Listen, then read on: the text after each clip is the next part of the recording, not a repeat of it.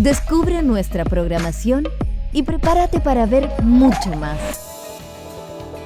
Más puntos de vista, más deporte, más series, más arte y ciencia, más música y cine, más documentales, más entretención para grandes y chicos.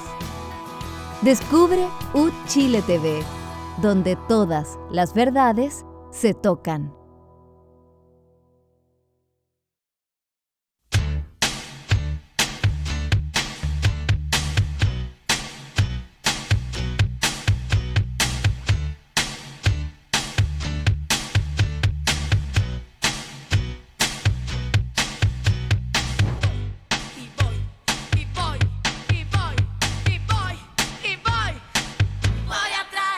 Buenas noches, aquí estamos en un nuevo Descabelladas en el que desafortunadamente me toca conducir, así que tengan paciencia.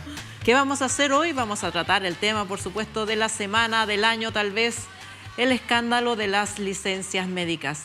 Visa para un sueño. Ahí ustedes pongan la canción de Juan Luis Guerra. ¿El proyecto aborto es tardío o necesario? También vamos a conversar de eso. En el segundo bloque vamos a hablar de la última cuenta del presidente Gabriel Boric y los desafortunados y tremendos acontecimientos en Gaza, que está entre la hambruna y la expulsión. El gobierno de Chile ha tomado algunas medidas diplomáticas que vamos a comentar. Y como entrevistada hoy tendremos a la actriz Daniela Vega, cantante lírica y protagonista de la película chilena Una mujer fantástica. Así que tenemos hoy 3 mujeres fantásticas, por supuesto me incluyo, Jasna Levin y Mirna Schindler. Antes de entrar a Teo, ¿cómo estamos, chiquillas? Bien, pues. La Jasna trabajó mucho en unos gráficos. En unos gráficos, así que... La típica compañera que te pide los resúmenes, claro, y después se burla porque, que maté así, claro. Le maté la sorpresa. No, si no le maté la sorpresa. Bueno, como ustedes saben, Contraloría hizo un cruce de datos entre las personas, los funcionarios públicos que se tomaron licencia entre el 2023 y 2024 y el registro de viajes que hace normalmente la PDI, y de ese cruce nació una lista de 25.000 casos, no necesariamente personas, 25.000 casos de licencias de funcionarios públicos de la Administración Central y de las municipalidades, de todos los servicios de gobierno. No incluye a las Fuerzas Armadas, que vienen en un segundo informe que ya tiene a muchos temblando. Ha habido renuncias, por supuesto que un rechazo unánime, uniforme de la clase política, pero ¿qué más podemos decir? ¿Qué más está pasando con esto, Jasna? Bueno, hay una búsqueda desesperada por encontrar al militante de cada partido y resulta que han aparecido todos, transversalmente. Este es uno de esos casos que... Esos casos que le salpican a todos. Contra la pared. Palos que tienen excremento. Sí, de ese, palitos con caca. Exacto. Sí. Ahora, partamos por lo obvio. Es un escándalo, porque son recursos públicos y son muchos. Pero sobre todo porque han sido utilizados, no los recursos, sino que el escándalo, para denostar a la administración pública en esta narrativa muy de moda de la motosierra, para sacar grasa, que es el término más nefasto con el cual se puede denominar a trabajadores mayoritariamente honestos y sacrificados. Entonces, creo que tiene esa externalidad bastante dolorosa, en la medida en que se utilice como excusa. Necesitamos un Estado fuerte, grande, dinámico, vigoroso, pero moderno y eficiente y sin frescolines. Pero esta es una frescura que se produce en muchos ámbitos de la convivencia ciudadana. La evasión del transporte público es un clásico. Cualquiera que se transporte en las micros ve que menores de 20 se saltan el torniquete, y mucho antes que el estallido, por responsabilizar de esto al estallido. Esto es desde el Transantiago. Y la frase popular, la frase que debiera estar en el escudo nacional, que es el boleta factura. O sea, y eso es un fraude bastante menos popular, bastante más empingorotado, en que cualquier compra en el supermercado o cena en un restaurante caro te ofrecen facturarlo para pasarlo como gasto de tu empresa y no como una actividad social individual y personal. Ya, dicho eso, y haciéndome parte, por supuesto, de que esto debe mover a la indignación y debe aprovecharse además como una ventana muy oportuna para impulsar una modernización del Estado que está muy rezagada. Quiero decir que esta cuestión se viene visualizando hace mucho tiempo, que el aumento exponencial del ausentismo laboral en el sector público se advirtió después de la pandemia, y ahí es la gráfica que traje para poder visualizarla. ¿De qué manera se elevaron casi 2 millones y incluso en algunos años 3 millones las licencias médicas presentadas en la administración pública? O sea, mira, 2019 8 millones, 2021 8 millones y medio y en 2022 9 millones y medio. O sea, espérame, son 800.000 más o menos funcionarios públicos en todo el país. 800.000, entiendo, ¿no? Son 900.000. 900.000. Pero imagínate, de 900.000 y en un año 8 millones de licencias. Claro. Quiere decir que un funcionario se tomó más de una vez una licencia. Esto aparece en la radiografía. Sí, lo que pasa es que yo creo que ese número incluye otras reparticiones. No, me refiero a todo lo que implica lo público. Ese es ausentismo. ¿Ah? Sí. Ya. Estas cifras corresponden a, como digo, la radiografía del ausentismo laboral del sector público que preparó la DIPRES. ¿Pero son 8 millones de qué? ¿De días de ausencia? No, de licencias. De licencias. De licencias. En días también el aumento es bien exponencial porque partimos los años 2000 con 17 días de ausentismo promedio diario en la administración pública y llegamos a 35 días de ausentismo promedio diario. O sea, el salto, y es importante en esto la comparativa, porque, por ejemplo, en Reino Unido es de 9 días. Teníamos 17 en Chile, en Reino Unido es 9, en Canadá es 13,3. Y hoy día en Chile, 10 años después, en un crecimiento que es una curva ascendente, hemos llegado a 35. O sea, duplicamos países desarrollados o con per cápita incluso parecidos a los nuestros. Y la otra gráfica interesante que yo quería mostrarles, que está en esta radiografía de ausentismo laboral, es los rubros. Eso ya se ha sabido en la investigación de la Cancillería, pero si ustedes se fijan, en el ámbito de la educación se ve re poco ahí, 11,9%, o sea, es la tasa de ausentismo. En el ámbito de la salud, 10,8%, y tercer lugar, Fuerzas Armadas. Ahora, uno puede entender que en la salud hay una exposición a las enfermedades por razones evidentes y además hay un incentivo mayor porque el acceso a licencias médicas, la cercanía con personal de la salud también es relevante. En la educación conocemos el agobio. Junji, o sea, los jardines infantiles, son de verdad ambientes laborales muy hostiles para los educadores. No estoy minimizando con esto el fraude que significa a la fe pública y a los recursos públicos, pero creo que son cuestiones importantes de detectar. Digo, porque el estudio de la Contraloría tampoco es una gran novedad, tampoco es un estudio muy sofisticado, cruzaron 2 variables, está lleno de errores, duplicidad, situaciones muy injustas que han involucrado personas, de hecho, conocidas, en el sentido que la licencia es el primer día de regreso a Chile porque llegaron enfermos y entonces aparecen por error. Entonces yo creo que hay que tener mucho cuidado con el tratamiento de las personas en esta búsqueda frenética por buscar políticos claves para implicar a un sector. Recordemos que el Ministerio de Hacienda precisó que solo el 10% de los funcionarios del gobierno central que están envueltos en esto entraron en este gobierno. Entonces también se ha instrumentalizado para decir este gobierno es el que trajo. No, hay un alcalde republicano, por decirlo. Suspendido. Mirna. Ya, mira, yo ya no voy a repetir lo que tú ya acabas de decir porque hay toda una dimensión sociológica, si tú quieres, de cómo somos los chilenos y chilenas, que eso te da para un programa completo, pero me quiero detener en los escándalos, porque efectivamente puede haber casos como los que tú refieres dentro de estos 25.000 que después hay que depurar, etcétera. Pero ¿qué es lo que a mí me resulta escandaloso? A mí me resulta escandaloso que un ex directivo de un hospital como el Hospital San José, el doctor Jorge Ramírez, con quien yo conversé esta semana, diga que cuando llega al servicio, digamos, él había entrado por alta dirección pública a través del Servicio Metropolitano Norte, Lo que quiero decir es que se encuentra con esta realidad. 670 funcionarios, algunos de los cuales cumplían y sumaban hasta 14 años de licencias médicas. Si estamos hablando de una persona que, por ejemplo, en ese caso puntual, tenía 28 años de trabajo, de carrera, de trayectoria laboral, de los cuales la mitad había estado con licencia.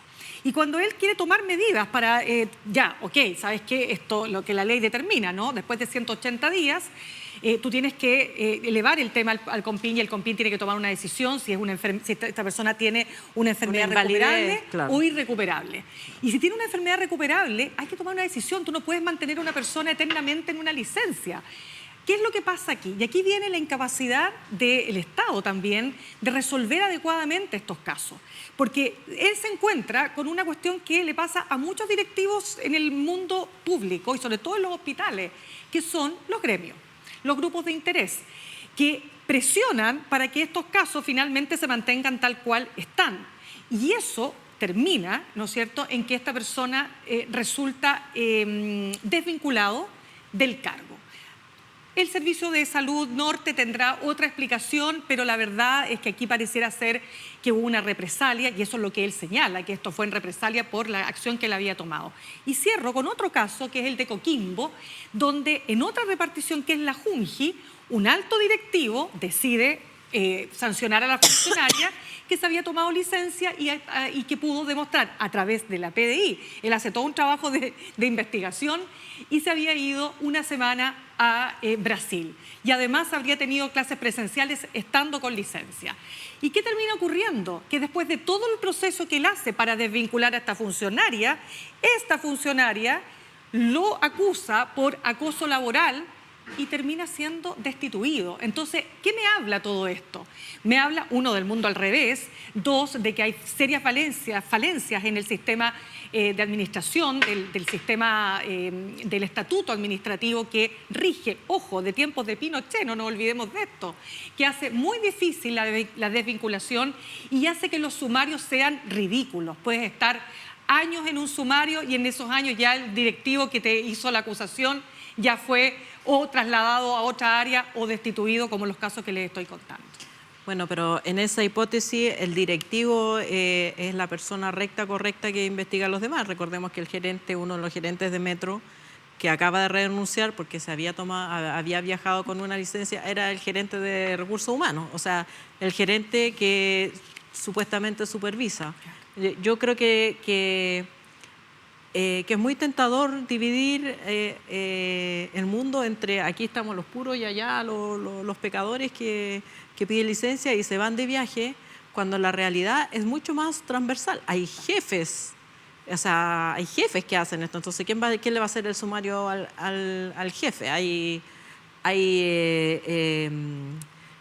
personas que se van a ver partidos de fútbol. Y ahí también la solidaridad entre ellos. O sea, uno ve, yo siempre me he preguntado de qué trabajan estas personas que se van a ver los partidos de Chile con no sé quién, o de Colo-Colo con no sé quién. Viajan y los muestran en la televisión alegres y contentos. 3 días, 5 días no trabajan, o cómo se consiguen la plata, en fin. Bueno, hay días administrativos en la administración pública, creo que son 5 o 6. Claro, día administrativo, pero no da. No te da. No da. Entonces yo creo que por un lado también todos los funcionarios públicos tienen el derecho al debido proceso para que no haya... Por supuesto. No haya casos que... Ese es un gran punto, Alejandra, porque como el estudio es muy deficiente, no es un buen estudio el que hizo la Contraloría. No, porque no tiene la versión de la... Claro. Abre la posibilidad, genera este ambiente frenético de, tal como dices, Alejandra, de culpar a todo el mundo y hacer una suerte de tribunal popular con sumarios rápidos, y hay situaciones puntuales que son explicables, y el debido proceso es fundamental en un sumario administrativo y en un juicio penal. Hay descargos posibles. Entonces, sí, 25.000 funcionarios implicados en esto en 2 años es mucho. Es escandaloso. Claro, pero hagamos la muestra, solo la muestra de los casos que habló el ministro Marcel, que es la administración central, ¿cierto? Dice, hay 6.000 sumarios, porque ya 1.000 de esos 8.000 ya estaban fuera, o se salieron. Exacto. A propósito de esta investigación. Entonces, es un número considerable, 1.000 personas que ya están fuera. De esos 6.000 sumarios habrá que ver cuántos realmente, y es una fracción minoritaria. Yo creo que eso es importante que la gente sepa, es una fracción minoritaria de todo el aparato público. Está bien que se investiguen, que se sancionen, por supuesto, que es un fraude que tú pidas una licencia o, como se dice, entre comillas, tirar licencia, porque a mí me preocupa mucho lo de la Junji e Integra, que son las instituciones con más número de licencias, que son las instituciones de apoyo a las mujeres. Ellos tienen que cuidar a los niños y niñas para que las mujeres puedan salir al mercado laboral. ¿Qué es lo que está pasando en la Junji? ¿Qué está pasando en Integra? ¿Qué tanto personal está con licencia? Es que la licencia está siendo un mecanismo también de resolución de conflictos interpersonales, claro, de conflictos laborales. ¿Qué pasó con la pandemia? No solamente, claro, es importante lo que tú señalabas de que ha habido aumento de la pandemia, pero ¿cuánto de eso es post-pandemia? No podemos suponer que toda la gente que se tomó licencia por causa de la pandemia está haciendo fraude, ¿cierto? Yo creo que es importante... Es que yo toqué otro tema que es el ausentismo. Sí, por eso, el ausentismo... Que no tiene que ver con los viajes truchos, sino que el ausentismo es un problema estructural en la administración pública. Claro. Aparte, más allá, que es justificado o no justificado, no tiene que ver con el escándalo de viajar con licencia médica. El ausentismo es un problema estructural y le cuesta muchos recursos al Estado. Y además, cada ausencia de un funcionario público es una prestación menos que se le da a un ciudadano vulnerable que la necesita, especialmente en los casos de las instituciones. Pero chiquillas, si esto se hacía era porque todos lo hacían, si esto es la típica, pero si lo hacen todos. Pues si esta cuestión era la vista gorda y el mismo directivo, por eso que nombro estos dos casos porque son excepcionales. Muchos directivos decían, mire, sabéis que no quiero tener problemas, me van a hacer un paro, ya tengo suficiente problema. Ok, te fijas, así funcionaba el sistema. Es que pero eso es súper importante, Mirna, porque el poder de la NEF y la capacidad de presión de los grupos de interés en el sector público es mucho mayor que la de los sindicatos en el mundo privado. Pero entonces, los sindicatos son débiles, tienen poca afiliación, tienen poco poder y de hecho las negociaciones colectivas son muy endebles para el mundo laboral. Pero y por eso los sueldos son tan bajos. En el sector público, la NEF y las asociaciones de funcionarios son muy poderosas. Pero y eso a veces se mal utiliza. Sí, a veces ese poder se mal utiliza y lo sabemos quienes alguna vez hemos pasado por el servicio público. Solo para terminar el punto, solamente para terminar la idea es cuándo se hace esto más descarado. Cuando tú vinculas tu licencia con fin de semana largo, interferiado, las vacaciones de invierno de los niños, ¿te fijas? O sea, cuando claramente no hay una razón de enfermedad, no hay un caso excepcional como el que tú refieres, pucha, venía llegando enfermo, se me activa la licencia el momento que yo me bajo del avión, por decir algo.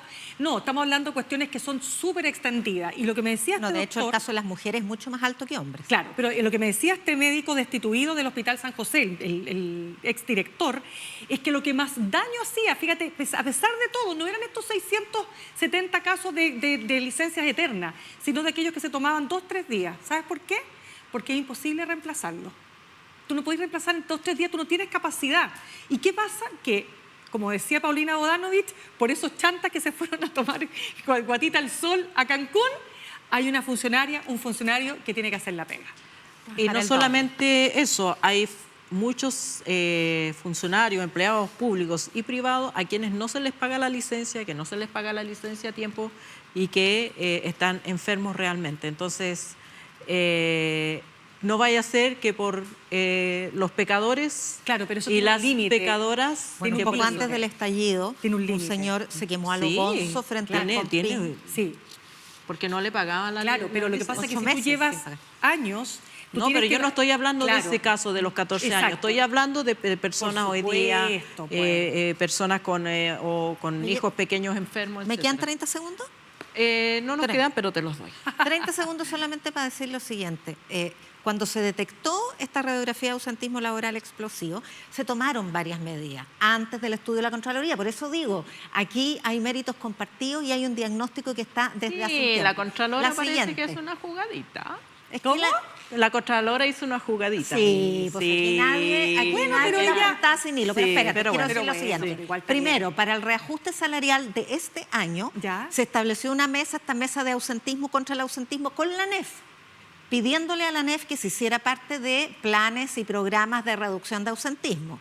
Para los presupuestos de 2024 y 2025 se estableció también, y esto como un acuerdo parlamentario, los parlamentarios se les olvidó, parece a todos, establecer informes trimestrales ante la Comisión Mixta de Presupuesto para que cada servicio rindiera cuentas de si ha aumentado o no ha aumentado el ausentismo, con metas de reducción. Incluso existe un PMG, que son estos programas de mejoramiento de gestión que incentivan con bonos adicionales de ingreso. Existe y se estableció justamente para ir reduciendo. Entonces, esta cuestión se ha asumido. Sorprende, por supuesto, el chanchullo de irse de viaje guata al sol, pero el ausentismo laboral es estructural y se ha asumido, y por supuesto hay que aprovechar esta crisis para asumirlo con más decisión. En fin. Con más fueron, decisión. 30 o 40 segundos? No sé, pero nos queda un tema importante para tratar y aunque sea poco tiempo, tengo que preguntarle su opinión respecto de la presentación hoy del proyecto de la ley de aborto sin condiciones con hasta un plazo de 14 semanas que acaba de presentar el gobierno y que para algunos sectores es un volador de luces, es una cortina de humo, para otros es un proyecto tardío. ¿Qué piensan ustedes? O sea, yo pienso que, a ver, lo primero que nada, me parece que el debate es legítimo. Le gustará a un sector, no le gustará a otro sector, para eso está el Parlamento. Primera cosa. Segundo, efectivamente el gobierno no tiene los votos, está claro que no los tiene, pero sí tiene la capacidad de instalar un tema en la agenda que hoy día sobrepasa al universo que apoya el gobierno, porque hoy día estamos hablando entre un 25 y un 30, dependiendo de la semana, es lo que mantiene el gobierno y el presidente Gabriel Boric. Bueno, las últimas encuestas han mostrado que el apoyo al aborto legal, no libre, porque libre es poco menos que no tiene límite, que pudieras abortar hasta los 9 meses, como alguna vez quiso decir un parlamentario. Eso no existe, eso no es verdad y eso sería una aberración. Estamos hablando del aborto legal hasta las 14 semanas, ¿no? Que es lo que Felipe Cas, que lo dijo para el proceso constituyente. Que es lo que rige en los países desarrollados, en mayor parte de los países del mundo. Bueno, y en definitiva, se me fue la idea, déjame retomarla. La idea de este proyecto, de este proyecto que permite, como digo, generar una discusión respecto de un tema que probablemente va a despertar cierta adhesión de este 38%, eso es lo que quería decir, de este 38% de personas hoy día que en las últimas encuestas, entre ellas la CEP, se declaran a favor del aborto legal. Porque ya el porcentaje que está a favor del aborto en 3 causales es altísimo, 80. Si no me equivoco, 80%. Entonces es un debate que obviamente es legítimo, que le permite al gobierno instalar agenda y le permite al gobierno instalar un tema, por supuesto, una promesa de campaña. ¿Por qué no? Lo hacen todos los gobiernos, este no iba a ser la excepción.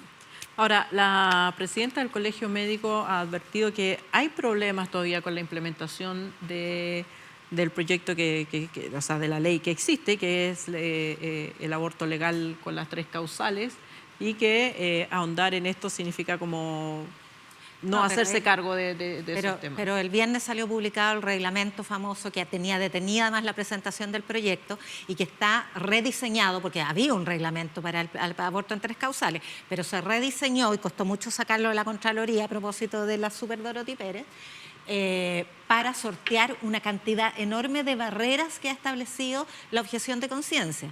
Y no quiero con esto desestimar la existencia de la objeción de conciencia porque es muy importante en términos de la salud moral y ética de cada chileno y chilena que tiene derecho a tener la conciencia que quiera, pero no puede ser una barrera para una política pública. Y sobre todo la objeción de conciencia institucional, digamos. Son 5 hospitales los que no tienen médicos, o son objetores como institución, como tú dices, o no tienen médicos que estén disponibles para 5 hospitales en Chile.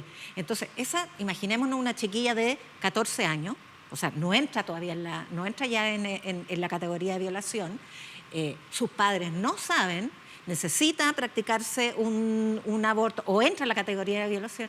¿Para dónde se va si no hay en su región? Toma un bus y ¿qué le dice a los padres que no va a ir al colegio 3, 4 días? Entonces, esas situaciones existen. Y ese reglamento ya está aprobado, está publicado hace unos días, entonces eso es un gran avance respecto de lo que dices tú, pues, Alejandra, porque teníamos una ley pero que se estaba practicando con muchas dificultades y muchas barreras.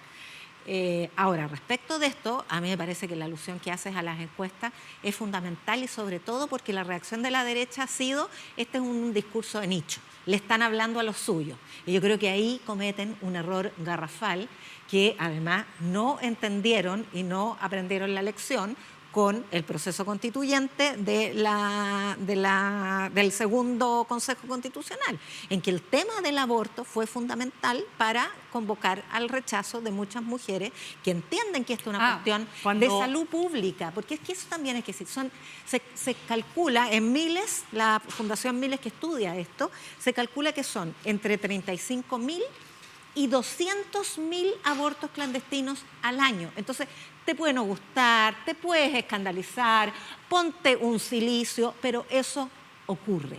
Y la salud pública y la política pública se tiene que hacer cargo de esas 200.000 mujeres que se tienen que practicar abortos clandestinos con riesgos enormes para la salud, porque la mujer millonaria se toma un avión y viaja a un país donde existe, aquí al ladito tenemos uno. O se opera de hepatitis, o se opera de como apendicitis. Pero la mujer, y sobre todo la joven pobre, no tiene esa posibilidad y por lo tanto se practica un procedimiento peligroso y termina, fíjate, 20.000 hospitalizaciones al año es la información que traigo hoy día el Ministerio de Salud por interrupción, por aborto.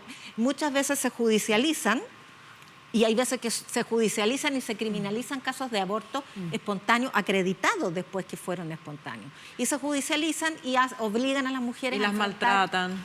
Exacto. Bueno, ya no nos queda tiempo. Yo solo quiero decir sobre este tema que la posibilidad de un aborto legal y seguro no es una invitación a que todas las mujeres se practiquen un aborto, no es un procedimiento en ningún caso feliz, no existen fiestas de aborto para quienes piensan eso, pero sí es una garantía de autonomía, es una garantía del derecho de las mujeres a decidir sobre su propio cuerpo y decidir sobre la maternidad.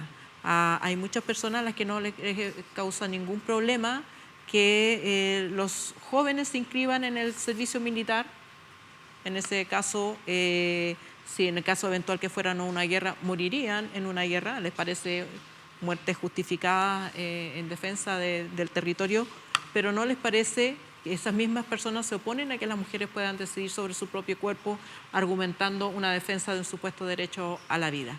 Yo creo que el derecho de las mujeres a hacerse responsable y cargo de manera autónoma y sin temor a ser castigadas, perseguidas por eso, es un derecho mínimo necesario. Chan, Chan, chan, chan. dicho. Nos vamos a una pausa y continuamos. ¿Qué tengo que decir? Véanos en Uchile TV, en las redes sociales, en Spotify, en la radio de la Universidad de Chile. Eso. Nos separaron. Nos vinieron a buscar. Nos subieron a un avión. De a poco nos decían la verdad, que veníamos de un lugar lejano. ¿Dónde tengo que mirar? Mírame a mí. ¿Cierto? Sí, ya. Yo tenía como 4 años, ahí más o menos empezaron mis primeras preguntas. ¿Por qué yo soy diferente y por qué tengo otro color de piel? C'est quand j'étais adolescente que j'ai ouvert mon dossier d'adoption. María Inés Yanquina Pinchumilla. Y mi primera ficha llena de rayas. ¿Qué pasó aquí? By Facebook, it came up. It was something about the Chilean adopters. It's a mess. Tráfico de menores. Secuestro y adopción ilegal que hubo durante la dictadura de Pinochet. Que vendí, que quité guaguas del abrazo de la madre. Pruebas no hay. Yo creo que tenemos hartos elementos de juicio para señalar que aquí hubo un secuestro de niños, pero además está dado en un contexto efectivamente de una organización criminal transnacional. Yo llego a las 11 de la noche a darle pecho a mi guagua, en la otra sala no estaba. Mi guagua no estaba. Me contactó Eugenia, una mujer de Valparaíso, está buscando a sus mellizos. Hace más de 24 años que no sabe de ellos. Pedimos que se hagan el ADN y además hacemos un cuadro de búsqueda. Somos investigadores. Seguimos contactando a personas que son amigos en común para poder informarle que su madre la busca. Hola, mi amor. ¿Mamá? Sí, mi niña. Mucho tiempo, hija, esperando esto. Muchos años, mi amor. I got a message on my telephone. We found your mother. wow, they want to speak. Yo necesitaba buscarla, necesitaba encontrarla porque necesitaba ver un rostro en quien poderme identificar. Llegamos a la dirección a donde vivía mi mamá y nos abrazamos tan fuerte y siempre lo dije a él. Oye, ese día me abrazaste tan fuerte que me quebraste la columna, le dije. Yo voy a volver a Chile porque yo hago ese compromiso.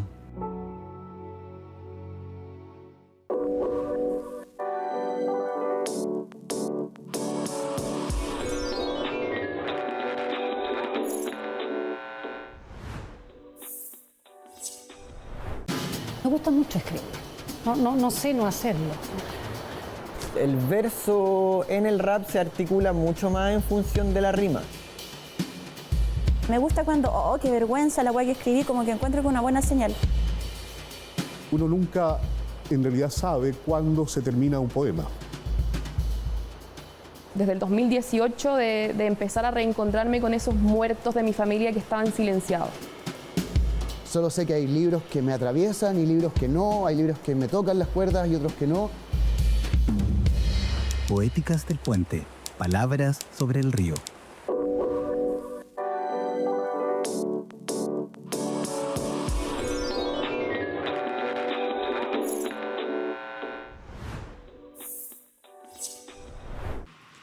Viene la última cuenta presidencial de Gabriel Boric, en un momento muy especial en su vida, porque puede ser que le toque justo ese día ser padre. ¿Cómo lo va a resolver el primer presidente que es padre estando en La Moneda? Así que vamos a ver, pero vamos a ver también los contenidos y qué se viene para Gabriel Boric, el presidente más joven que hemos tenido. Sí. ¿Sí? A ver, es el más Sí, joven. parece que es el más joven. Es el presidente más joven, tuvo que esperar cumplir la edad legal para ser presidente y por supuesto le queda mucha carrera política, aunque desde la oposición dicen que este es el peor gobierno de la historia, que no ha cumplido ninguno de sus compromisos. Le cedo la palabra.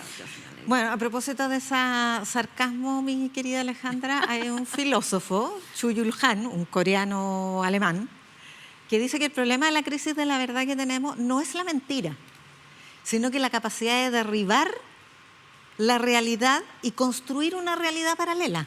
O sea, vivimos en un mundo ficticio. Y esa capacidad narrativa que tienen algunos sectores es muy eficiente. Y no es solo mentir, sino que es contar un cuento paralelo. Y el Chile que se cae a pedazos es un cuento paralelo, que además se ha instalado muy eficientemente. Chile no es un jardín de rosas, y como decía mi abuela, más tampoco un mar de espinas. Me gustó. Yo me sabía hasta el jardín de rosas, no me sabía el mar de espinas. Más tampoco. Más. Ya. Sí, ¿Y por qué lo digo? Este mar no lleva acento, por si acaso. Sí, claro. No, pues más de pero. El más de pero. Me acordé de mi abuelita y me dio pena. No, abuelita, ya. Ya, pero ya bueno. no importa. Mi abuelita, que en paz descanse, no va a ver la cuenta de este domingo, pero en esta realidad paralela en que Chile se cae a pedazos, se sobreponen, no este jardín de rosas, pero sí cifras que son objetivas. Entonces, ya, díganme que estoy sacando la minuta de La Moneda si quieren, pero son cuestiones que existen y son realidad. Y este gobierno va a terminar creciendo por encima del promedio de los últimos 10 años, que es 2%. Y va a ser por encima de eso o eso. Y ese es el promedio de crecimiento. Ese es el promedio de crecimiento tendencial que tenemos en este país. Los puntajes CIMSE han subido. Cada uno de los años de este gobierno han subido. La pobreza bajó y está medida. Lo siento. Sorry, pero la pobreza bajó. El alza del crimen se detuvo. Incluso, lo siento, a la realidad paralela, pero ha bajado ligeramente, ¿no? Existe una estrategia nacional del litio. En el gobierno pasado nos quedamos con una licitación fallida que fue declarada anulada por la Corte Suprema. Hoy día ya tenemos 2 asociaciones con Soquimich, una para el Salar de Atacama y con Río Tinto para el Maricunga. Se está desplegando aquello, por lo tanto hay una incipiente estrategia de desarrollo distinta. Lo siento por el relato paralelo, pero eso es así. Y además ha habido la capacidad de generar desde un gobierno de minoría social y política, porque tiene un posicionamiento en la opinión pública bajísimo y tiene una presencia en el Parlamento minoritaria, a pesar de que el Parlamento partió con mayoría para el mundo progresista. Pero los cambios de partido impusieron esta realidad. Y ha sido capaz de articular grandes acuerdos transversales en materia laboral, es sin duda con todas las renuncias que significó, pero van a subir las pensiones gracias a la reforma previsional, le van a subir a la gente a partir de octubre a algunas personas. Fue capaz de articular el reciente Acuerdo por la Paz y el Entendimiento, que es un extraordinario logro de personas tan capaces y tan transversales como Buenchumilla y Alfredo Moreno. Fue capaz de articular el royalty minero, las 40 horas, y el tema de la delincuencia. Eso es un poquito un éxito de prestado porque había un consenso transversal, no hubo que convencer a nadie, pero son 31 leyes y existe el Ministerio de Seguridad que no existía después de 18 años. Claro. Ahora, ¿eso significa que no haya sombras? Por supuesto que las hay. Las dejo para después de la... No, mira, o te las dejo, mira. Ya, gracias, Mirna, gracias, querida. Pregunta, no, déjame agregarte una pregunta a tu intervención. ¿Le va a pasar a Gabriel Boric como a Michelle Bachelet, que se fue convirtiendo en un personaje enorme de la política chilena al dejar en la presidencia? No tengo ninguna duda.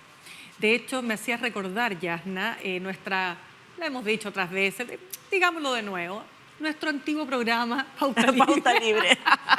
Cuando el entonces diputado Gabriel Boric se sienta a nuestro interrogatorio. Y nosotros éramos pesados. Éramos así pesados. No somos así ahora, hemos cambiado.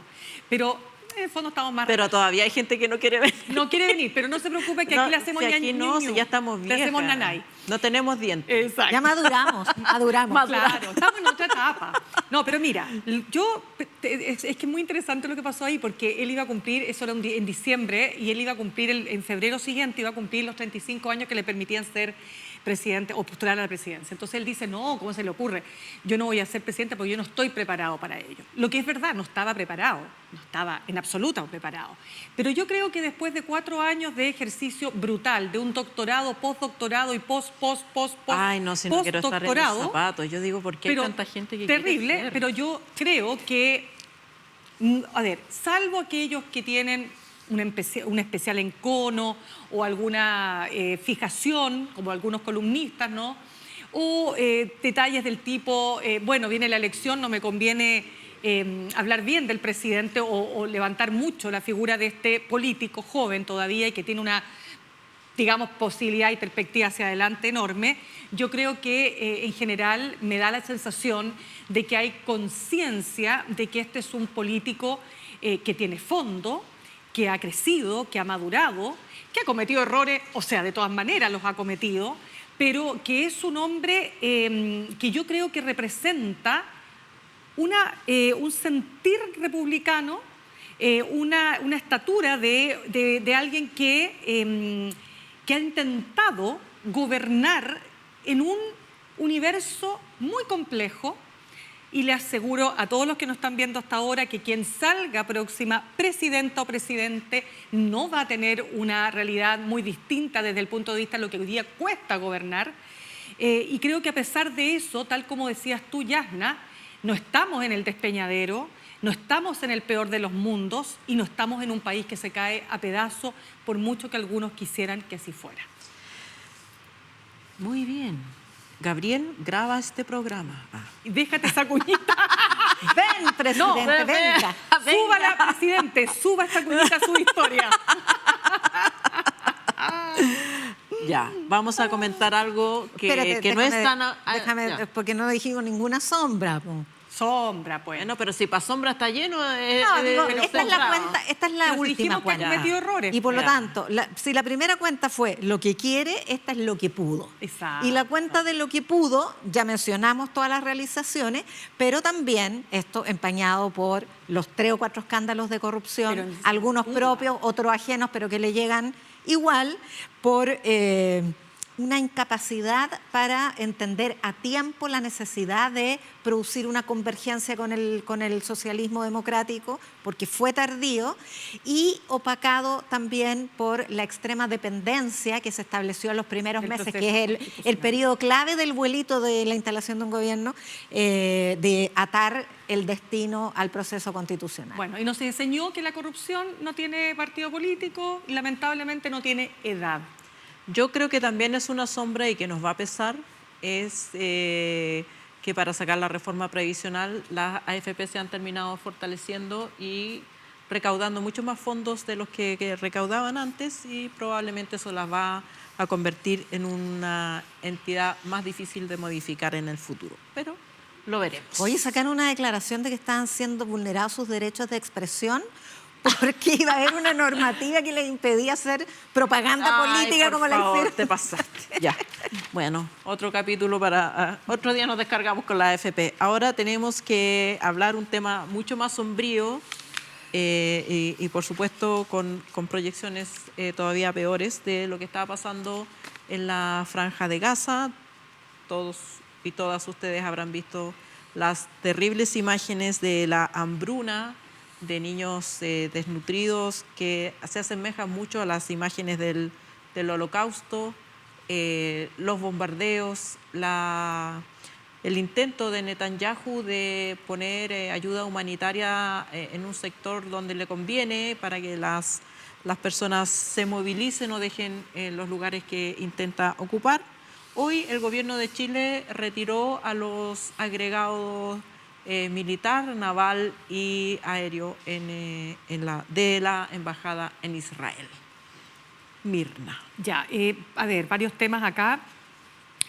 Mira, lo quiero llevar a una conversación que tuve en estos días con un experto en ayuda humanitaria que me decía, lleva muchos años en esto, el estado en Gaza vivido en Israel, entre Israel y la Franja de Gaza, mucho antes de esta situación que está viviendo la Franja hoy día. Y decía, mira, ni en Sudán, ni en las peores crisis de los últimos años he visto una crisis humanitaria de estas características. Si Israel no deja pasar la ayuda irreal, no esto de que si la dejamos pasar cuando en realidad no la están dejando pasar, si esto no ocurre, el 76% de la población va a caer en hambruna de aquí a septiembre. Esa es la realidad. La realidad es tan brutal que dicen que los médicos, esto me lo contaba él a partir de una persona que le había hablado desde Gaza, los médicos decían que no podían atender a los niños porque están tan desnutridos que incluso en sus heridas hay gusanos. No hay alcohol, no hay cuestiones básicas para poder tratar estas, digamos, situaciones dramáticas, terribles, como consecuencia de la crisis que se está viviendo. Y a mí esto me hace pensar, ¿cuál es el sentido? ¿Cuál es el objetivo de someter a la población civil a este horror? Esto ya lo dijimos en otro programa, esto de algún momento te va a rebotar, porque tú no puedes pasar por encima de un pueblo y pretender que de esa forma vas a resolver tus propios temas de seguridad. Y esto a mí me sorprende y no deja de parecerme brutal que tengamos que estar después de 54.000 muertes, de las cuales un porcentaje importante son niños y niñas, y recién ahora tú sientes, porque efectivamente ahora se ve a la comunidad internacional actuando, o más bien levantando la voz, ya no de los de siempre, sino de aquellos que incluso, me ha sorprendido, no lo habían hecho y hoy día están diciendo estamos frente a un horror que tiene que acabar ya. Es que estoy anotando tu reel. Pucha, era para poder distender un poquito porque es demasiado dramático hablar este tema. Yo creo que nos conmueve a todas. Bueno, son 600 días, las cifras ya las de 53.000 muertos, de los cuales más de 20.000 son niños. Ya la semana pasada había alertado la ONU que estaban muriendo de hambre 14.000 guaguas. Y lo quiero repetir varias veces porque la narrativa israelí es que son terroristas. ¿Cómo una guagua puede ser terrorista? ¿Y por qué la vas a asesinar?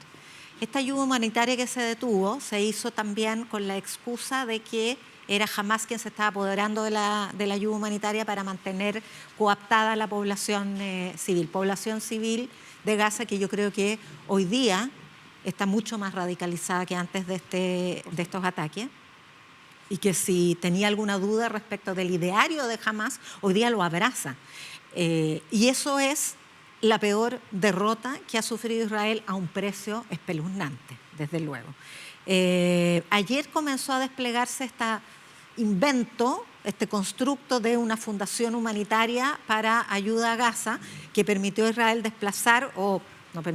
justificó desplazar a la ONU con toda la trayectoria de experiencia que significa. Si dar ayuda humanitaria no es nada de fácil. Esta es una fundación integrada por mercenarios, por exmilitares, por ex-CIA, que está militarizando la ayuda, y ya ayer se cobró 9 vidas durante la distribución. Además le pide a la gente que vaya, que cargue las cajas. ¿Qué puede hacer eso un niño, un discapacitado producto de las mutilaciones de la guerra, o un adulto mayor en situación de inmovilidad? Entonces es tan aberrante lo que está sucediendo que el límite moral de los aliados de Occidente se sobrepasó. Y se sobrepasó al punto que ya los principales articuladores del G7 hicieron declaraciones amenazando con bloqueo económico, o al menos con cerrar los tratados de libre comercio con Israel. Estamos hablando de Francia, estamos hablando de Reino Unido y estamos hablando de Canadá, que son 3 países que tradicionalmente han sido aliados de Israel. Y encima de eso, después de eso, una declaración del primer ministro de Alemania, de Merz.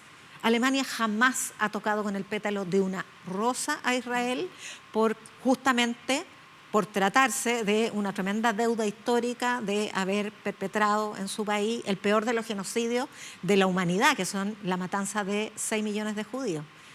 Y Merz hizo esta declaración contraria, llamando a deponer esta ofensiva tan cruenta. Y bueno, hasta Trump le quitó un poco el piso en su gira por las monarquías árabes. No pasó por Israel y dijo que Netanyahu se estaba pasando un poquito de la raya. Un poquito. Bueno, lo errático de Trump tampoco es referente de nada. Sin embargo, Estados Unidos y Alemania son los principales proveedores de armas de Israel, y eso parece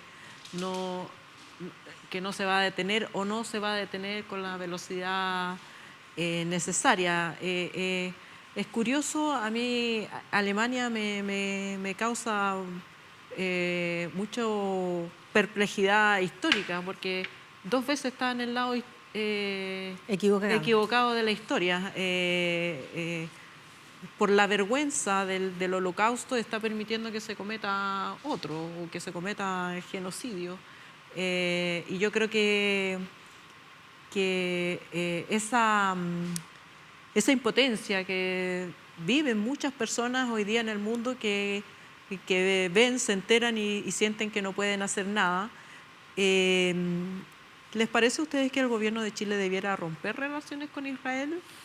¿O basta con la decisión que tomó? En general, romper relaciones diplomáticas no sirve para nada. Y la presión política y la repulsa moral, yo creo que el gobierno la ha encabezado de manera bastante eficiente, y creo que en eso no ha dado lugar a duda, aunque incluso hay detractores dentro del país. Pero creo que la historia lo absolverá. Romper relaciones, hay muchos chilenos en Israel. ¿Qué responsabilidad pueden tener? O sea, ni siquiera volverse si no hay relaciones diplomáticas. No se hizo con Venezuela, a pesar de también haber existido una condena bastante categórica. No le veo. Creo que hay instrumentos de presión política desde un país tan insignificante como el nuestro, pero que pueden ser más eficientes y que se han activado. No sé, mira, es que te vuelvo a decir, es una cuestión que hoy día yo creo que nadie que entienda lo que significa el respeto mínimo, ya ni siquiera de los derechos humanos, que por supuesto, ¿no? El respeto mínimo por el ser humano puede justificar esto.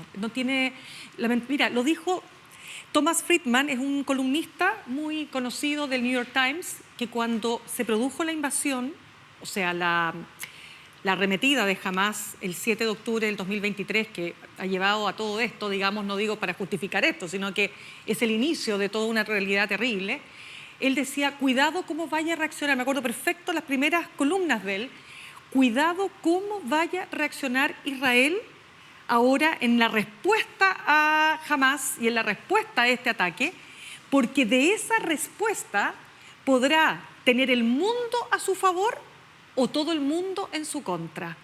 Y mira lo que terminó pasando. El mundo está mayoritariamente en contra de Israel. Es impresionante que el gobierno que tiene la mayor tecnología de espionaje, de escuchas telefónicas, de hecho se argumentaba hoy día por actores chilenos que cómo se van a retirar los agregados navales o militares si Israel le provee a Chile toda la tecnología de escuchas telefónicas, hablando del caso Procultura, no pueda ser capaz de identificar quirúrgicamente, bueno, lo ha hecho porque ya ha asesinado a varios líderes de Hamás, a los autores reales. Ojalá lo hubiera llevado a juicio y no estos asesinatos así, pero bueno, a los autores de ese atentado y no hacer esta matanza de arrastre de toda la población. Considerar, uno escucha a Netanyahu y es evidente en sus palabras que él considera a todo palestino eventual, un terrorista. Claro.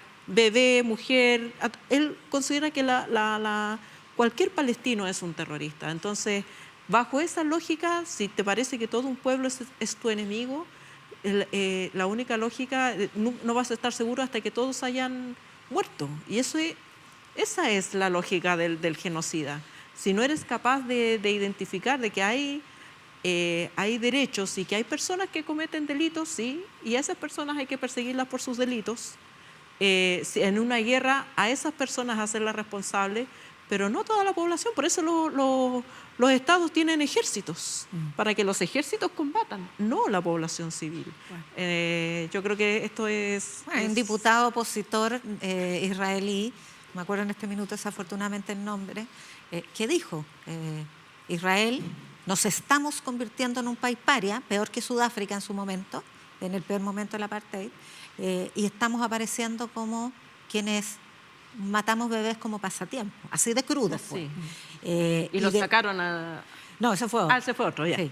Y no sé, el 80% de los israelíes quiere que pare la guerra. Ahora, no necesariamente por solidaridad con los palestinos, pero es que tampoco los rehenes, que eran 250, todavía quedan, ya no sabemos cuántos quedan vivos, pero tampoco había una prioridad por rescatar a los rehenes. O sea, esa excusa dejó de existir como sustento teórico de esta masacre hace mucho tiempo.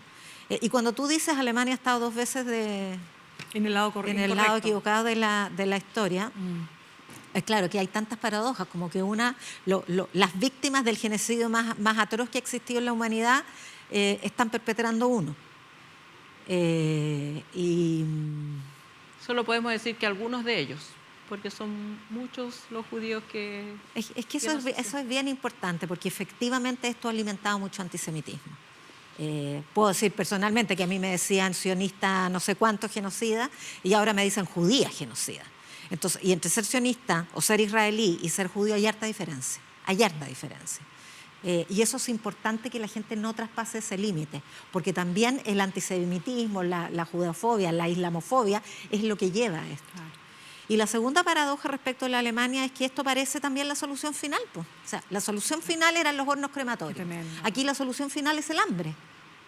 Porque ya no estamos hablando de combatir, ni siquiera de combatir sociedad civil, sino que estamos hablando de limpieza étnica. Están desplazando todos al sector de Rafah, están consiguiendo lugares donde voluntariamente evacuar. Incluso se habla de Ruanda, se han tratado de hacer negociaciones con Ruanda para que reciba a palestinos que quieran voluntariamente irse. Entonces, ¿qué es la solución final? ¿Eso es? O sea, no tengo palabras, Alejandra. Sí, yo creo que esto está claro. Yo insisto, lo que Israel está intentando a través del gobierno más hacia la derecha que ha existido, y que por supuesto también Netanyahu lo está haciendo para evitar su propio frente interno con las acusaciones de corrupción que pesan en su contra. Entonces le sirve mucho esto. Pero esto es demencial.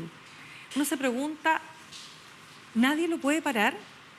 Y más aún tenemos a un Donald Trump tan errático que un día le dice, por ejemplo, a Putin, oye, ya, pues se te está pasando la mano Putin, y otro día son súper amigos. Entonces tampoco tenemos un contrapeso en el mundo capaz de parar esto, y tenemos unas Naciones Unidas que están seriamente impotentes hace mucho tiempo, Y además algo lamentablemente. peor, a propósito de lo que recién decía, que se me fue esa parte de la reflexión del antisemitismo que se ha desatado. Hubo un atentado contra 2 ciudadanos israelíes en el Museo del Holocausto de Washington. Imagínate.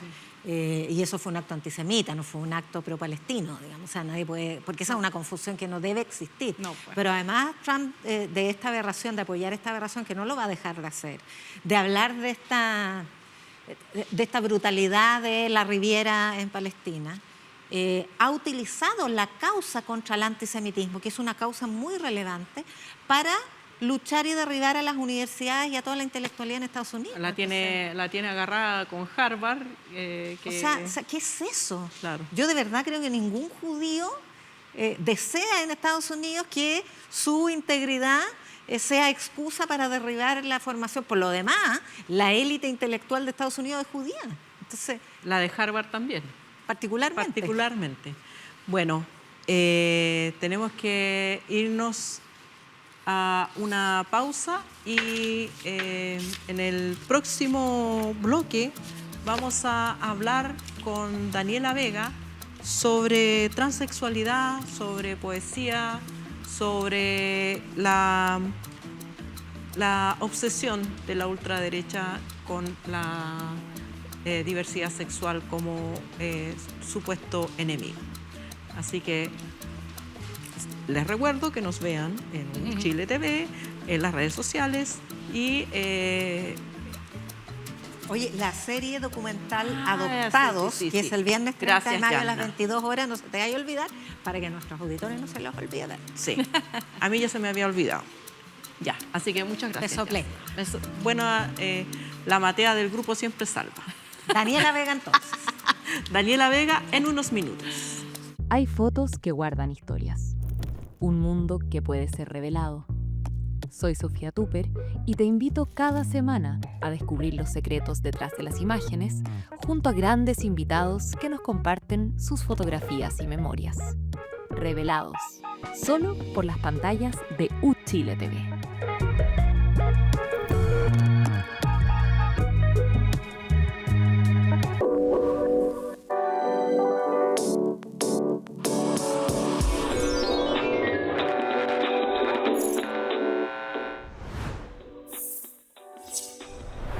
Hemos vuelto con lo prometido porque sabemos que ustedes estaban esperando esta entrevista desde que comenzó este programa. Estamos con Daniela Vega, actriz, cantante, poeta y, ¿qué más? Ganadora del Oscar.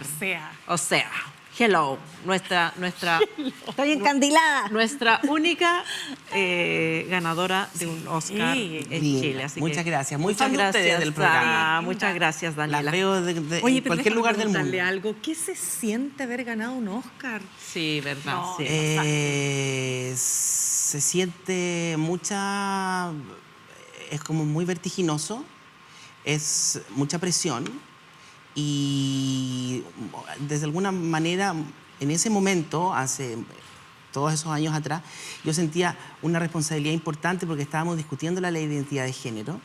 Entonces, para mí era una oportunidad de mostrar cosas que de pronto estaban con cierta opacidad o vistas como medias empavonadas, ¿no? Acerca de las realidades trans. Entonces, para mí fue, además de gratificante y todo, fue una responsabilidad que yo me autoimpuse importante, diría yo.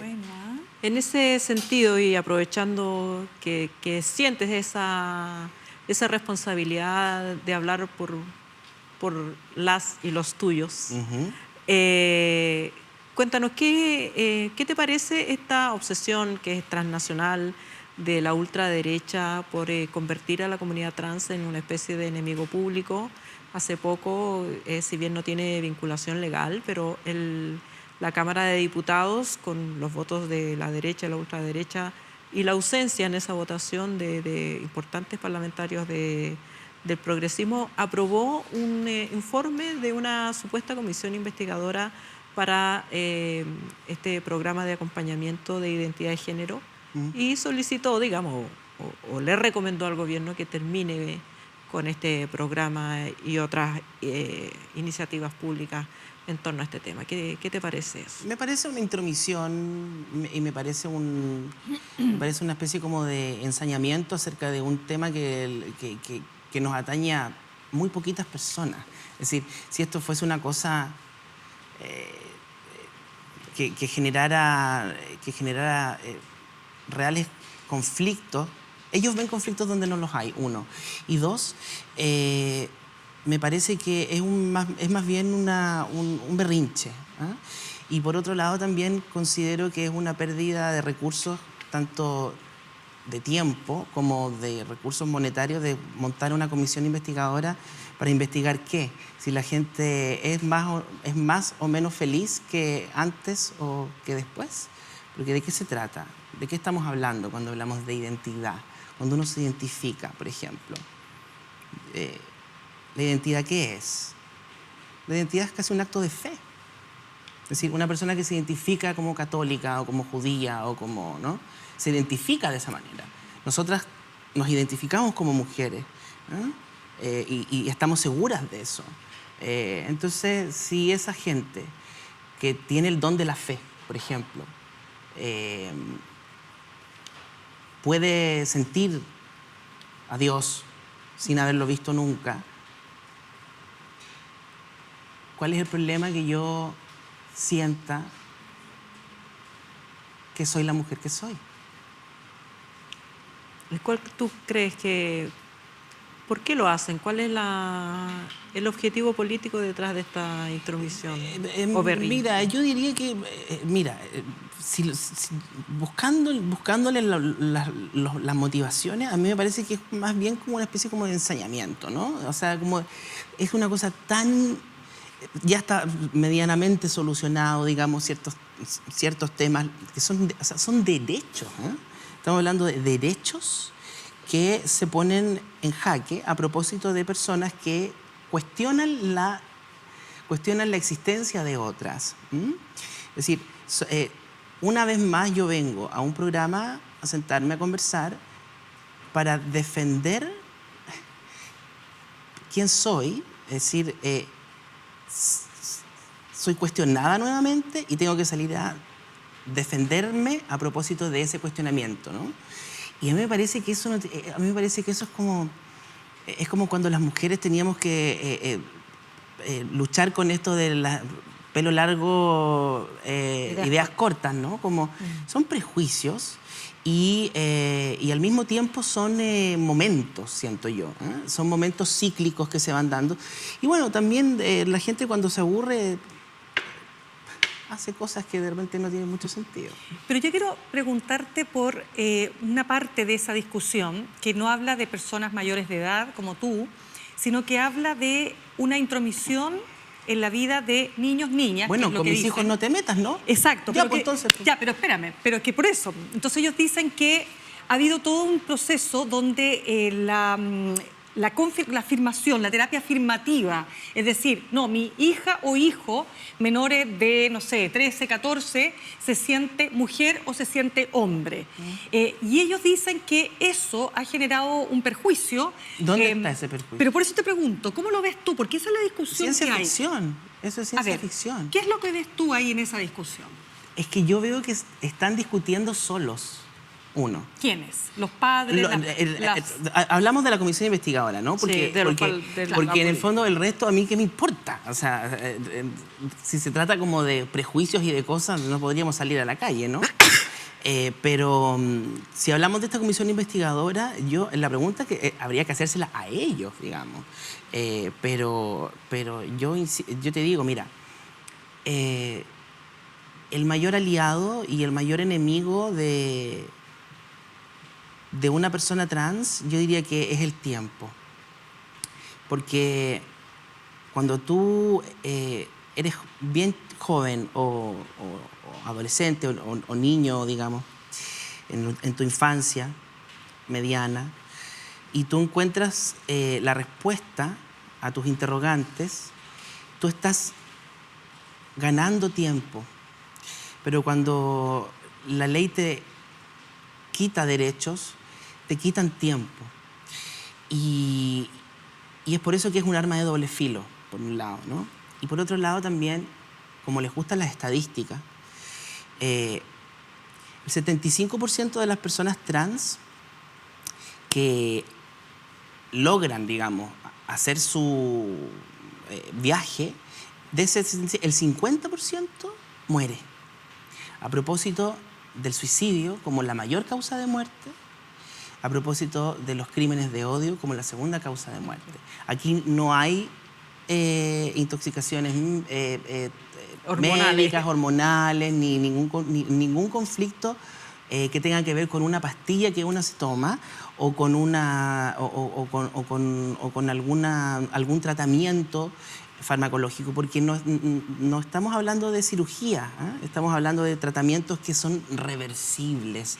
Y cuando a toda una persona le das luz y luego se la quitas, no es lo mismo que una persona que nunca haya visto la luz. O sea, a mí me parece que es más bien un acto de crueldad y me parece que es un acto de... Eso sí que es ideológico. Eso sí que es ideológico. Pero ¿tú qué le dirías a los papás, a las mamás que están con esta duda? Estamos hablando siempre de niños menores de edad. ¿Qué le diría yo a los papás que están con esta sensación de que no será muy rápido, no será que hay que esperar, no será que el sistema está actuando demasiado... Que lean y que investiguen lo que hacíamos las personas trans hace 25 años atrás cuando yo hice mi cambio de género. ¿Cuántas personas existíamos? ¿Dónde estábamos? ¿Qué hacíamos? ¿Cuáles eran las oportunidades que teníamos? ¿Cuáles eran las poéticas que leíamos? ¿Qué cuerpos podían habitarse? ¿Qué amores podían conquistarse? No había nada. Nada. Daniela, tú acabas de recordar a propósito de la pregunta sobre el momento del Oscar, la responsabilidad que tú sentías con la tramitación, que fue muy exitosa, gracias a ti y al Oscar, de la identidad de género. Y yo quiero preguntarte ahora cómo se siente el vuelco que ha tenido la cultura nacional, o por lo menos la narrativa de la élite chilena, con la irrupción de esta derecha radical, y que ha salido del closet los transfóbicos de una manera tan desenfadada como para hacer esa comisión investigadora. O sea, ¿cómo desde esa empatía nacional que generó tu Oscar a este transfobismo generalizado has procesado? A mí me parece que es como un brote menor. Son 5, 4, 3, 2 parlamentarios buscando dogmas donde no los hay. Es decir, a mí me parece que es una... Yo insisto, yo sigo insistiendo, esto es un berrinche, peligroso, a mí me parece que peligroso la no conciencia del tiempo, siento yo. Es peligrosa la identificación, por ejemplo, con ciertas fe, ¿no? Con ciertas religiones o qué sé yo, con ciertas creencias, que no se aplican del todo cuando dicen...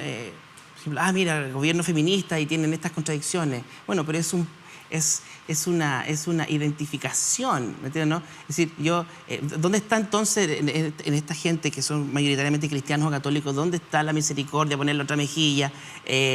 ¿Dónde están esos valores que ellos dicen cultivar y que ellos dicen valorar, ¿no? No están. Parece ser que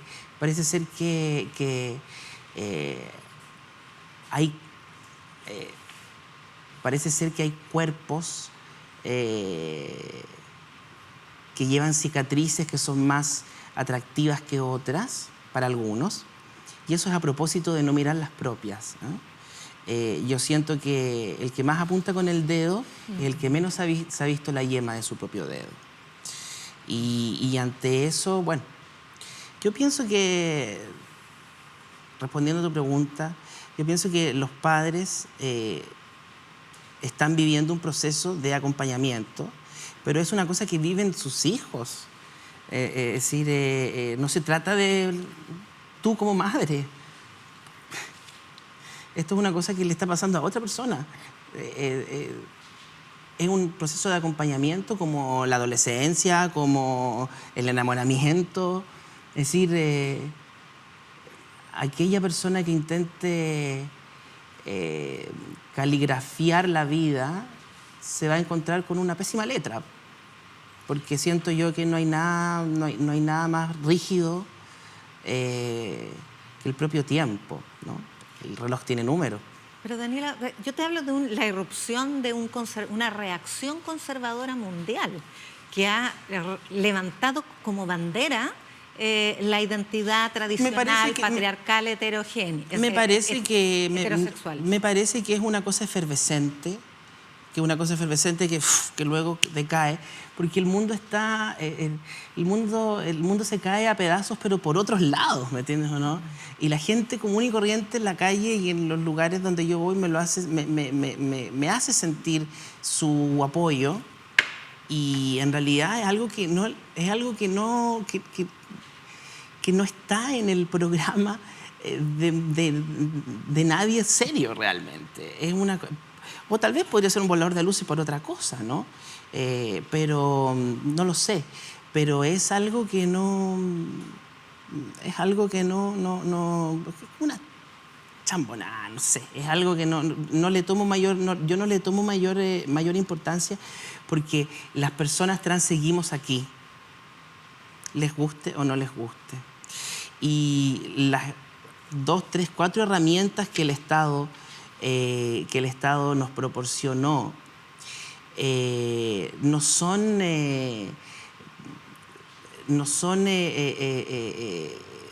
cosas que se puedan modificar a propósito de ideas que otros tengan hacia el futuro, porque tiene que ver con la visión de, o sea, cómo uno ve la vida, ¿eh? Uno se pone a filosofar a propósito de eso. Entonces, si tú entiendes la vida como un misterio, ¿para qué ponerle plano a ese misterio? Dani, tú ganaste un Oscar y por primera vez, tal vez en la sociedad chilena, una persona trans se muestra públicamente como capaz de muchas cosas. Eres cantante, poeta, actriz. ¿Crees que que tú hayas manifestado libremente o que te hayas plantado en el mundo como capaz de hacer todas esas cosas le abre camino a Mira, otras fíjate que personas? a propósito de la pregunta de Mirna de qué hacen los padres, bueno, mira, mis padres lo que hicieron fue, en vez de castrar mis alas, me permitieron que yo, ¡pum!, volara. Y la posibilidad para volar hay una posibilidad importante de caer, pero eso es inevitable, ¿entiendes o no? Entonces, lo que pasó conmigo, o las cosas que yo he hecho, no salen de un repollo, vienen a propósito de ese amor que yo siento, ese amor que me han dado, ese respaldo que yo he tenido, que son respaldos ante el acierto y ante el error. Porque si una persona apuesta o dobla su apuesta solamente para ganar, esa persona tiene que dedicarse a los negocios. Estamos hablando de emociones humanas al servicio de seres humanos. Estamos hablando de seres humanos tratando de vivir como otros seres humanos. El resto para mí, ni siquiera Isaac Asimov se atrevió a tanto, ¿no?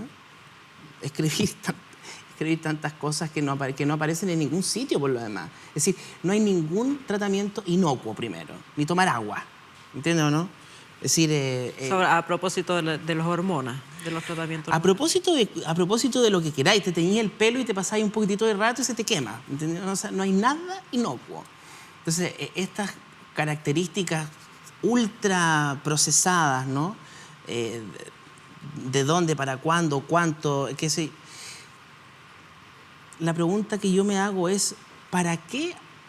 ¿Cuál es la motivación de hacer todo eso, de montar una comisión investigadora, de meterle tiempo a eso y todo lo demás? No lo sé. Pero pienso que el mundo tiene gritos que también se escuchan por otros lugares. Cuando tú escuchas como la gran crítica a la izquierda incluso, el wokismo, lo woke como algo que en su momento fue la protesta, la atención a un acto de discriminación, hoy día es un término despectivo que ha llevado a, que justifica el ascenso de ultraderecha, se culpabiliza a la izquierda por haber incorporado las ideas de la inclusión, de la diversidad, del respeto por la diferencia, como causa de la pérdida de representatividad.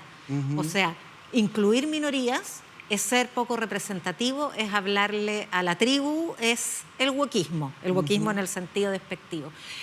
¿Cómo procesas tú ese pensamiento político, esa crítica? Mira, a mí me parece que o sea, es despectivo cuando un insulto es insultante cuando esa persona recibe, o sea, cuando recoge el insulto. Que me digan woke o no sé qué, a mí eso no... A mí no me produce absolutamente nada. Lo que sí me pasa, que es curioso, es que esta efervescencia es contagiosa al parecer, ¿eh? A diferencia de la condición trans, que no es contagiosa, ¿eh? para aquellos que se ponen a... Que le temen. Que le temen, ¿eh? Al parecer esas emocionalidades políticas son contagiosas, pero la política es una ciencia. Y entonces cuando incorporan tanta emocionalidad a una cosa que ya está discutida, que ya está revisada, me parece que es como cuando hay un curado porfiado que ya conversamos una cuestión y después y vamos de nuevo con la... Ya, pues... Abúrrete un rato. O sea, es como que... Son después de las 10. Ya, abúrrete. O sea, llega un momento en que deja de ser serio todo aquello que adolece de pensamiento. O sea, no hay pensamiento ahí. Hay prejuicio nada más. Como cuando la gente cree que un gato negro se cruza y... Eso. Daniela, ¿y cómo te has sentido tú? ¿Cómo es tu día a día? Tú hablabas, ¿no?, de una de las causas de muerte de las personas trans, el suicidio, y en segundo término, los asesinatos, ¿no? Sí, claro. ¿Tú te has sentido amedrentada? ¿Te has sentido amenazada? Por supuesto que sí. Por supuesto. ¿Y cómo lo vives eso? Mira, yo hice mi transición hace 23 años atrás, cuando Pinochet estaba vivo, el Memo Contreras estaba en su casa, era otro Chile, no había ley de divorcio, ¿me entiendes? O no, era otra cosa. Y las posibilidades de sobrevivir eran menos del 50%. Aquí estoy. Y estoy aquí a propósito de lo que te decía, ¿no? Del apoyo de mis padres y de la forma en cómo nosotros familiarmente... Mis papás son padres separados, o sea, no somos una familia que te digo yo, los Simpson, ¿no? La niña, el niño, las petunias, el perrito, el garage, tin, la casa... No. O sea, una familia completamente normal. Tan normal que mis papás se separaron, por ejemplo. Entonces... más allá de las concepciones, más allá de las estructuras familiares, las familias son afectos, no estructuras. Entonces, ante la afectividad aparece la efectividad. Y entonces me parece que es muy efectivo el afecto y muy efectista el odio. Daniela, tú escribiste un libro, entiendo que ya 2 poemarios. Sí, he escrito 3 libros, un autobiográfico, mis biografías tempranas, porque las escribí hace tiempo ya, y dos libros de poesía. Uno de ellos con la edición o la ayuda o la revisión de... Con el patrocinio, digamos. De Raúl Zurita. De Raúl Zurita, sí.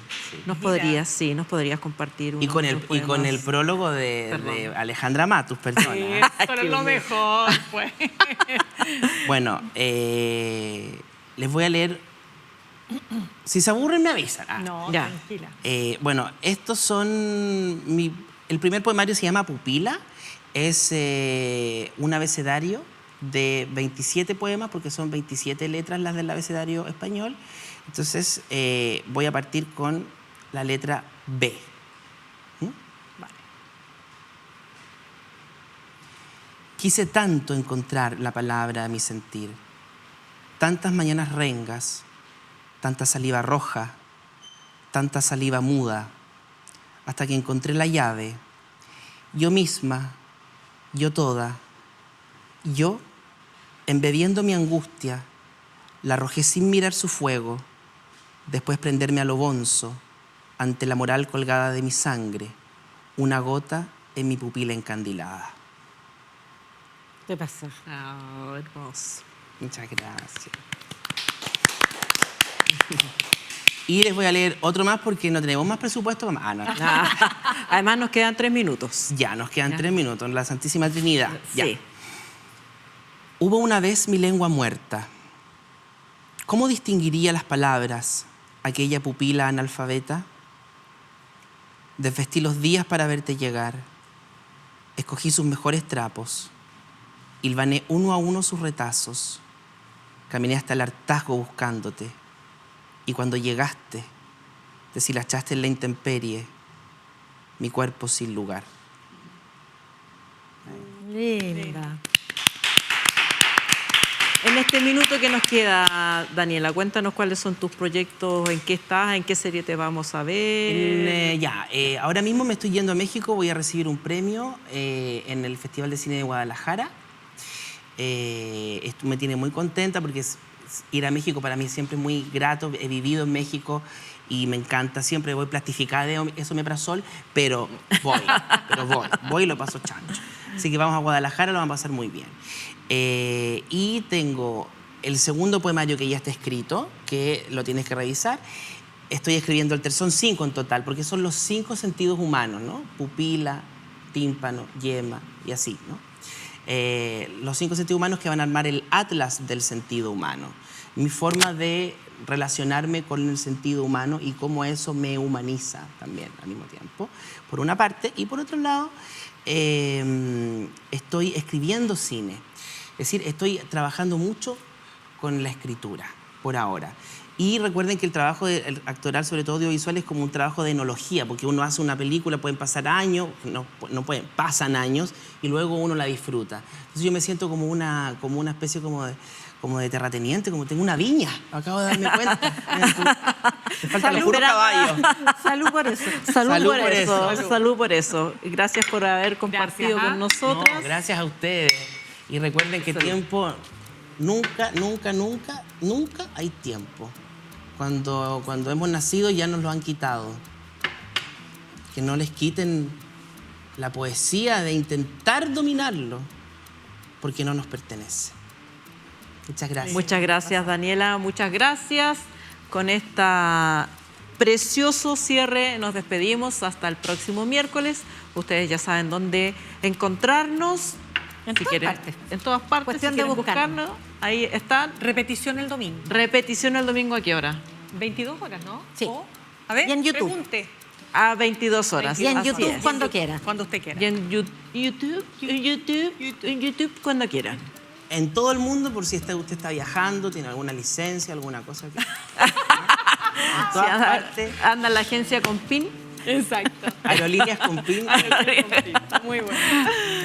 Ya. Muchas gracias. Muchas gracias. Gracias.